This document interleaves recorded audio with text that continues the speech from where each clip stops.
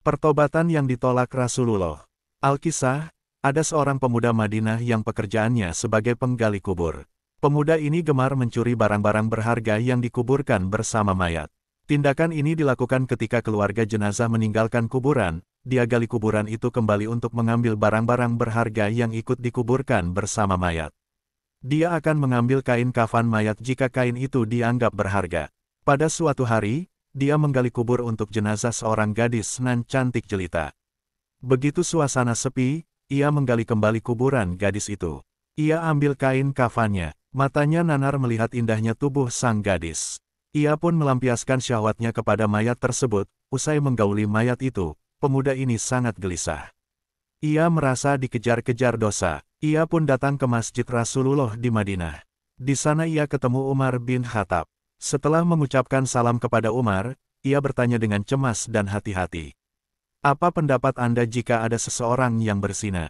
Tanya pemuda itu. "Jika dia sudah menikah, ia dihukum rajam sampai mati. Jika ia belum pernah menikah, maka akan dicambuk 100 kali dan diusir dari kampung selama 1 tahun, jawab Umar tegas. "Lalu, bagaimana jika seseorang itu menzinai mayat dan ia belum menikah?" Tanya pemuda itu. Sejurus kemudian Umar terdiam. Bulu kuduknya berdiri mendengar pertanyaan pemuda tersebut. "Sungguh keterlaluan, saya tidak bisa membayangkan sebesar apa dosanya. Siapa gerangan orang yang melakukan perbuatan keji seperti itu?" Tanya Umar gusar. "Saya sendiri wahai Umar, apakah Allah masih mau mengampuni perbuatanku?" Sang pemuda mulai bimbang. Umar terdiam. Ia masuk ke dalam masjid dan ia menangis. Rasulullah yang berada di masjid heran melihat kondisi Umar yang demikian itu. Setelah mengucap salam, Rasulullah bertanya kepada Umar apa yang membuat dirinya bersedih seperti itu.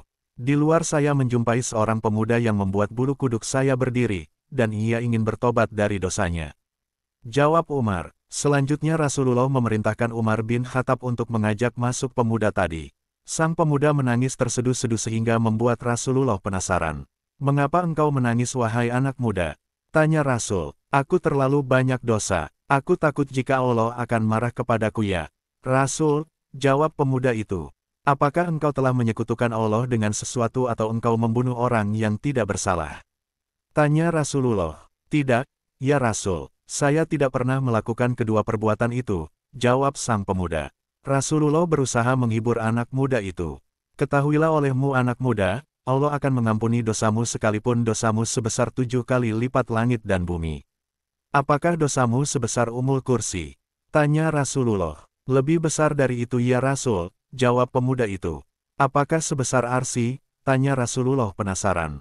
"Saya kira lebih besar dari itu ya, Rasul," jawab sang pemuda di tengah isak tangisnya. "Sebenarnya dosa apa yang kau lakukan? Coba kau katakan kepadaku."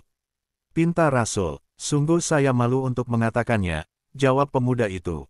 "Jika tidak kamu katakan maka dosa itu akan tetap membebani jiwamu," bujuk Rasulullah.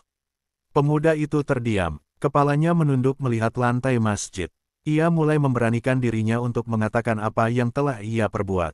7 tahun saya bekerja sebagai penggali kubur. Suatu ketika ada mayat kaum Ansar. Ia masih gadis dan sangat cantik. Secara diam-diam saya menggali kuburannya lalu kubuka kain kafannya. Awalnya saya ingin meninggalkannya tetapi syahwat saya bergelora. Maka kulampiaskan syahwatku dengan menzinahi mayat itu sampai puas.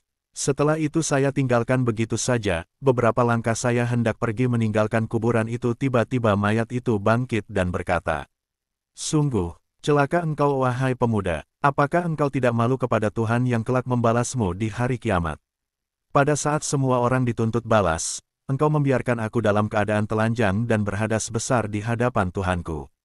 Mendengar pengakuan pemuda ini, Rasulullah SAW sangat marah dan seketika itu berdiri dan berkata, "Wahai pemuda fasik, tempatmu memang pantas di neraka. Keluarlah dari tempat ini." Sang pemuda keluar dengan hati yang hancur dan jiwa tak bersemangat. Tak ada harapan baginya untuk mendapatkan pengampunan dari dosanya. Sebenarnya ia ingin bertobat dengan sebenar-benarnya kepada Allah. Dia terus melangkah tanpa tahu arah dan tujuannya. Nabi ingin mendengar petunjuk langsung dari Allah tentang peristiwa yang baru saja beliau dengarkan. Di sisi lain, pemuda itu kemudian pergi menyendiri dalam sebuah gua di gunung.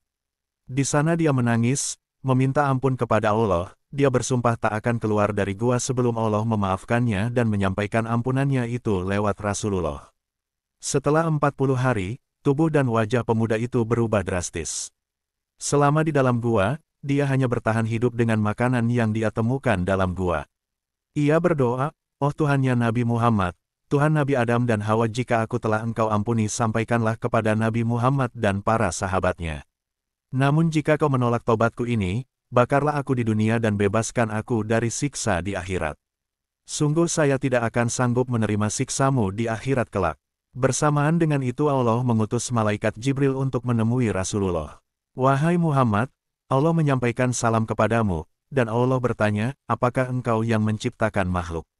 Tanya malaikat Jibril. "Allah yang menciptakan diriku dan semua makhluk," jawab Rasulullah. "Apakah engkau yang memberikan rezeki kepada mereka?" Tanya Jibril. "Tidak, hanya Allah yang mampu memberikan rezeki kepada makhluknya," jawab Rasulullah. "Apakah engkau yang menerima tobat mereka atau engkau yang menghukum mereka atas dosa-dosa mereka?" Tanya malaikat Jibril. "Maha suci Allah yang maha memberi pengampunan," jawab Rasulullah.